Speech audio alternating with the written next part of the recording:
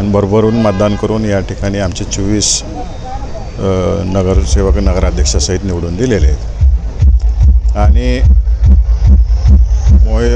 हे गाव आणि दाखवून दिलं की सुसंस्कृत गाव आहे. खालच्या पातळीला गलीच्या पातळीला जाऊन कोणी काय बोललं हे अकलूज गाव स्वीकारत नाही, हे या माध्यमातून दाखवून दिलेलं आहे.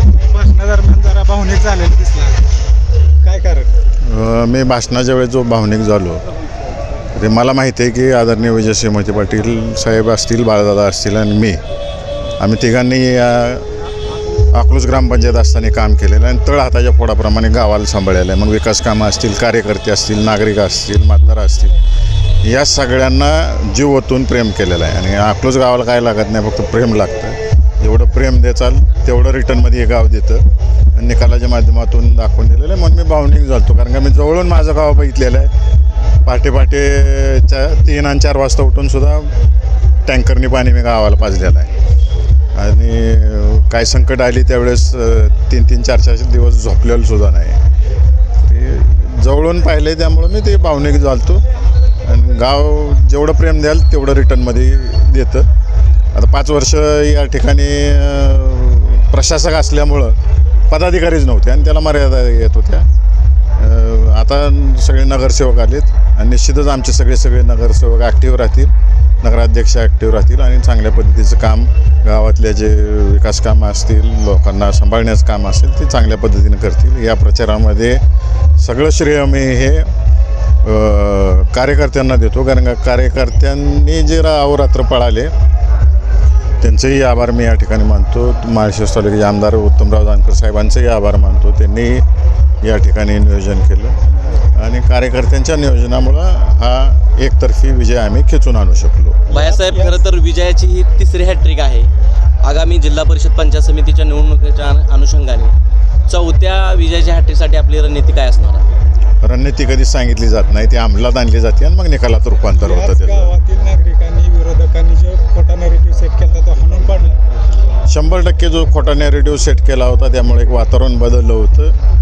ते निकालाच्या माध्यमातून जनतेने उत्तर दिलेलं आहे आणि ज्याला त्याला ज्याची त्याची जागा दाखवून दिलेली आहे. आणि किती काय एकवटले तर गाव विजयसिंह मोहिते पाटलांच्या मागून हलत नाही हे दाखवून दिलेलं आहे. 3ऱ्यांदा तुम्ही जागा दाखवली, धुरंधरमधला डायलॉग बोलून दाखवला, काय सांगचाल विरोधी माझ्या आमदारांविषयी? सांगितलं ना मी त्यांना, तुम्हाला सगळं सांगितलेलं. ज्यानं त्यानं आपापलं आत्मपरीक्षण करावं.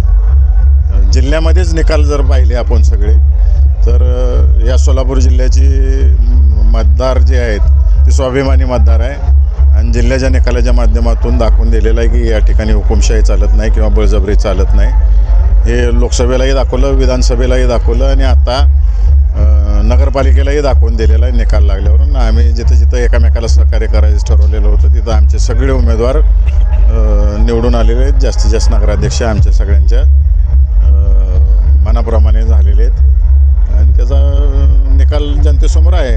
फक्त मागाशी जसं मी बोललो की सोलापूर जिल्ह्यातील जनता ही अत्यंत स्वाभिमानी, विजयसिंह मोहिते पाटील साहेबांवर प्रेम करणारी जनता आहे. याचं उत्तर निकालाच्या माध्यमातून दाखवून दिलेलं आहे. आणि सोलापूर जिल्ह्यातल्या जनतेला खालच्या पातळीला जाऊन बोललेलं आवडत नाही, हे या निकालाच्या माध्यमातून दाखवून दिलेलं आहे. अकलूजच्या जनतेला जाता जाता काय संदेश द्याल, काय शुभेच्छा द्याल? मी अत्यंत आभार मानतो अकलूजच्या मतदारांचे की त्यांनी जो विश्वास मोहिते पाटील कुटुंबावरती दाखवलेला आहे, आमच्यावरती दाखवलेला आहे, त्या विश्वासाला कुठंही तडा आम्ही जाऊन देणार नाही. त्यांनी जी अपेक्षा धरलेली आहे विकास कामांच्या बाबतीत ती 100% पूर्ण केली जाईल. थँक्यू साहेब.